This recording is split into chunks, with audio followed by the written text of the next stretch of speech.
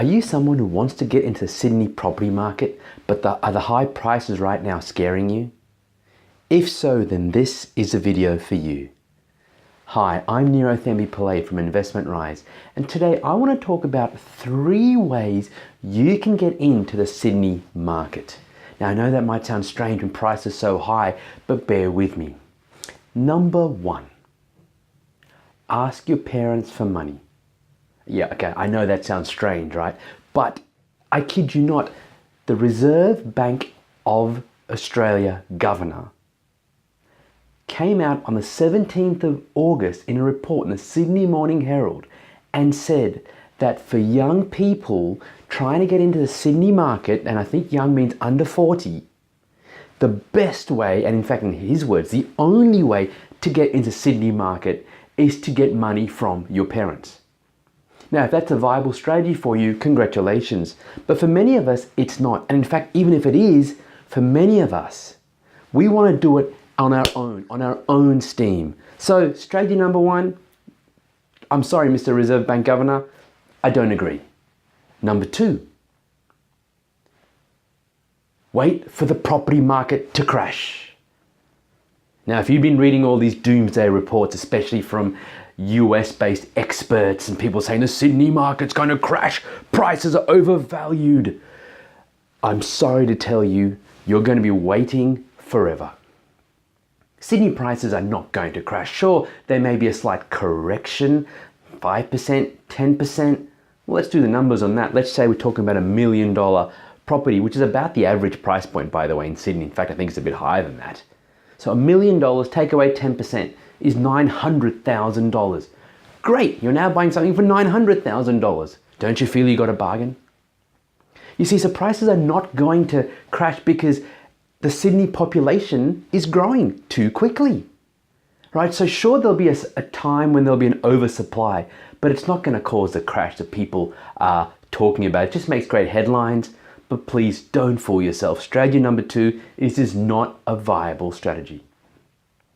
So if we can't get into the market right now because we can't save fast enough to get a deposit up, if you can't borrow money from your parents, if you can't afford prices and you want to wait for a crash but you know that's not going to happen, what's the other option? See, because as I said, you cannot save fast enough, because even if you get up a deposit for a property in Sydney right now, what are you left with? This massive mortgage.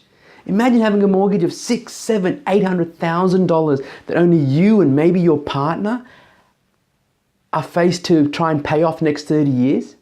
It's crazy, it's just not going to work. And by the way, did you know that on average, over a 30-year time frame, you pay the bank back anywhere from 2 to 2.5 times what you borrowed? That means if you take an $800,000 mortgage, by the time you're done, you've paid the bank back something like $1.5 to $1.7 million, depending on interest rates. How attractive does that sound for you? So even that doesn't seem like a viable option. So what is the best option? And I call this strategy number 3, and I really think it's the only viable strategy. It's to start investing in assets. And I mean buying investment property. Buy property in areas that A, you can afford, B, give you a good rental return, and C, that are either growing or expected to grow faster than the Sydney property market. You see, if you can buy properties that are growing at a faster rate than prices are in Sydney, and let's face it right now, with prices being right where they are in Sydney, there isn't a lot of growth left. And in fact, if anything, prices are starting to fall back a bit. So there are right now, though, huge opportunities for capital growth in other markets. Remember, Australia is not just one market. It's a country of multiple markets. And so if you can find and identify those markets that are growing faster than the Sydney prices are, you can buy investment property, have them grow in value, and then maybe either refinance or sell, depending on your strategy. And that will then leave you with a larger chunk of cash to then go and buy the property that you want in Sydney. This is why I always recommend, if you're struggling to buy your own home in Sydney, rent if you need to. If you're not lucky enough to be able to board, rent, and then use your whatever savings you've got and invest. Because you cannot save your way to a deposit successfully, unless you're on a really high income. And if you are, congratulations. But most people are not. On the average income, you're not going to be able to save fast enough. So look to invest in high growth markets. And remember, property investing is a team sport. So if you try and do it alone, yes, it's risky and you can get burnt.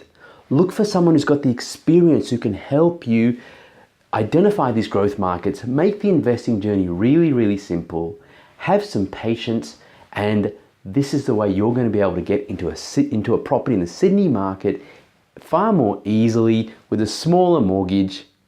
Invest in high growth assets, buy investment property in growing markets.